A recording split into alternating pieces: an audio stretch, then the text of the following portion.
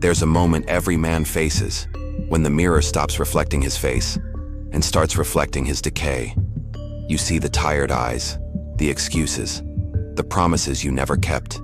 And in that silence between heartbeat and breath, something whispers, "You are not who you could be." That's the moment most men look away. They drown it with distractions, another scroll, another escape, another day pretending they're fine. But beneath the mask of comfort hides a truth that's venomous. Weakness is not a mistake. It's a habit. It begins when you let small fears win, when you trade self-respect for temporary peace, when you silence the warrior inside because it's easier to live as a spectator. The world will not tell you this. Society rewards obedience, not strength. It feeds you comfort, the slow poison of the modern man. But comfort is not love, it's sedation. And sedation kills the spirit faster than pain ever could. This video is not for the faint-hearted. It's for the man who's tired of being a ghost in his own life, who feels something ancient stirring inside him, the hunger for discipline, power, and purpose. Because the truth is simple, no one is coming to save you. If you want respect, earn it. If you want control, build it. If you want peace, fight for it. What follows are 5 brutal signs that you've fallen into weakness and how to destroy them before they consume you. Watch closely. This isn't motivation. This is war, fought inside your mind. Watch till the end. The last sign is the one that separates men who stay broken from men who rebuild themselves. Welcome to Timeless Stoic Mind. Let's begin. 1. You avoid confrontation. You tell yourself you're keeping the peace, but deep down you know the truth. You're just afraid. You avoid confrontation, not because you're kind, but because you're weak. You'd rather swallow your anger than risk disapproval. You'd rather stay silent than defend your boundaries. And every time you do, a small part of you dies, quietly, invisibly, until nothing's left but a man who exists to please everyone but himself. Picture this. A man in a meeting watches someone take credit for his work. His chest tightens. His mind screams to speak, but he doesn't. He smiles instead, pretends it doesn't matter. And that night, as he stares at the ceiling, something inside him burns. Not rage, but regret. That's how weakness grows, not in moments of failure, but in moments of silence. Marcus Aurelius said, "If it is not right, do not do it. If it is not true, do not say it." The Stoics didn't avoid conflict, they mastered it. They understood that confrontation isn't chaos, it's clarity. To face truth head-on, even when it's uncomfortable, is to prove you exist. Avoidance, on the other hand, is the death of authenticity. The fix? Controlled courage. Start small. Speak the truth when it trembles in your throat. Don't aim to dominate, aim to stand firm. When something violates your principles, call it out.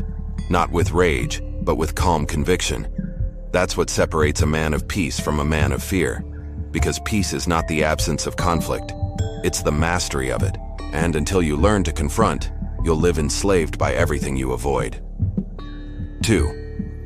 You seek validation. Constantly. Look around you. Men addicted to approval, begging for attention like it's oxygen. Every post, every comment, every look from a stranger becomes a silent question. Am I enough yet? But here's the cruel truth. The more you chase validation, the more you broadcast your emptiness. A man who needs to be seen has already lost himself. You tell yourself it's harmless, that you just want recognition, connection, feedback. But deep down, you know it's something darker. It's dependency. You've built your worth on other people's opinions. And now your confidence collapses the moment they withdraw their applause. Picture this. A man checks his phone every 10 minutes, scrolling through likes on his new post. When numbers rise, he feels powerful. When they drop, he feels invisible. He's become a puppet, strings pulled by invisible hands. He doesn't live to express, he performs to be approved. Epictetus said, "If you wish to improve, be content to be thought foolish and stupid." That's the essence of Stoic freedom, to be unmoved by noise. The strong man doesn't crave validation because he validates himself through action, not approval. He knows that the crowd's love is fickle, but self-respect is eternal. The fix: self-containment. Detach your worth from public opinion. Measure yourself by your discipline, not your dopamine hits. The next time you achieve something, don't announce it. Keep it silent. Let the results speak. Every act of restraint reclaims a piece of your soul from the crowd. You were not born to beg for permission to exist. You were born to embody value, whether they notice or not. 3. You have no discipline. You say you want greatness, but your actions whisper mediocrity. You talk about goals, but your habits tell the truth. Every morning you hit snooze. Every promise you delay. Every comfort you choose over challenge. They all carve the same sentence into your soul: you cannot be trusted. Lack of discipline isn't laziness. It's self-betrayal. It's the quiet agreement you make with weakness every time you trade purpose for pleasure. And it always begins small. I'll start tomorrow. I'll do it when I'm ready. But tomorrow becomes next week, next month, next year, until you realize you've built a kingdom of excuses and crowned procrastination your king. Picture this. A man swears he'll get in shape. He buys the gym membership, the supplements, even the clothes. But when the alarm rings at dawn, he bargains with himself. He tells himself it's too early, too cold, too tired. Days become weeks. And now he doesn't just hate his body, he hates himself for breaking his word again. Seneca said, "It is not that we have a short time to live, but that we waste much of it." The Stoics saw discipline as the highest form of love, not toward others, but toward oneself. To command your impulses is to respect your potential. The fix? Ritual over motivation. Forget inspiration. Build systems. Wake up, move, read, work, even when you don't feel like it, especially then. Discipline is not about energy, it's about allegiance to your higher self over your weaker one. Because without discipline, your dreams rot into fantasies, and fantasies are where weak men go to die. 4. You fear solitude. Most men aren't afraid of being alone. They're afraid of meeting themselves in silence. That's why they drown in noise. Music always playing, screens always glowing, voices always filling the space where their soul should speak. Because if they ever sat still long enough, they'd hear it. The whisper of truth. You've become hollow. You run from solitude because it exposes your weakness. It strips away the mask you wear for the world and forces you to face the man beneath it. And maybe you don't like what you'd see: the wasted potential, the broken promises, the untested courage. So you stay distracted. You call it connection, but it's really escape. Picture this. A man finishes his day and feels the weight of emptiness. He can't stand the silence of his room, so he scrolls. He scrolls until his eyes blur, chasing stimulation because stillness feels unbearable. He doesn't realize that he's not passing time. He is running from himself. Marcus Aurelius wrote, "Nowhere you can go is more peaceful, more free of interruptions, than your own soul." The Stoics saw solitude not as isolation, but as training. A forge where you temper your mind, sharpen your thoughts, and remember who commands you. The fix? Embrace sacred solitude. Turn off the noise, sit in the stillness, let your mind wander without escape. Walk alone, think alone, create without sharing. Learn to be your own company before you seek anyone else's. Because solitude isn't loneliness, it's sovereignty. And the man who masters solitude never begs for attention again. He becomes whole, dangerous, calm, unshakable. 5. You avoid responsibility. Weak men blame. They blame their past, their parents, their circumstances, their boss, the government, anyone but themselves. Responsibility terrifies them because it strips away their favorite illusion, that life is unfair to them. But the truth is harsher. Life isn't unfair, it's indifferent. And the man who refuses responsibility becomes a leaf in the wind, tossed, fragile, forgettable. You've met him. The man who complains about everything but fixes nothing. He says he's unlucky, misunderstood, or born in the wrong time. But every excuse he makes tightens the chain around his neck. And with each excuse, his power fades, until he's just another victim of his own narrative. Picture this. A man loses his job.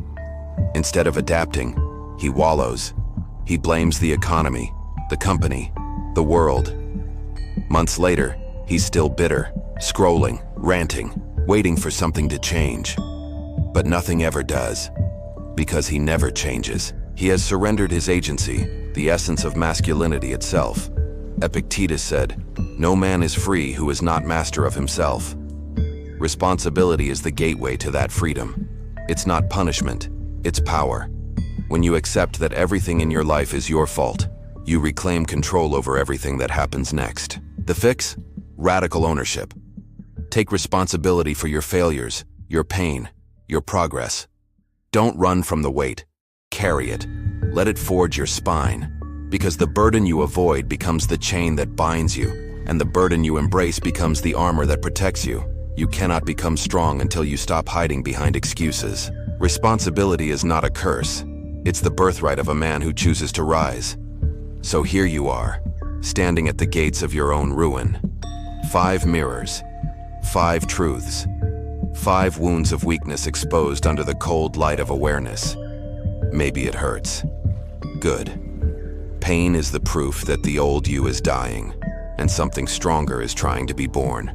You've seen what weakness costs: lost time, lost respect, lost self. But the story doesn't end there.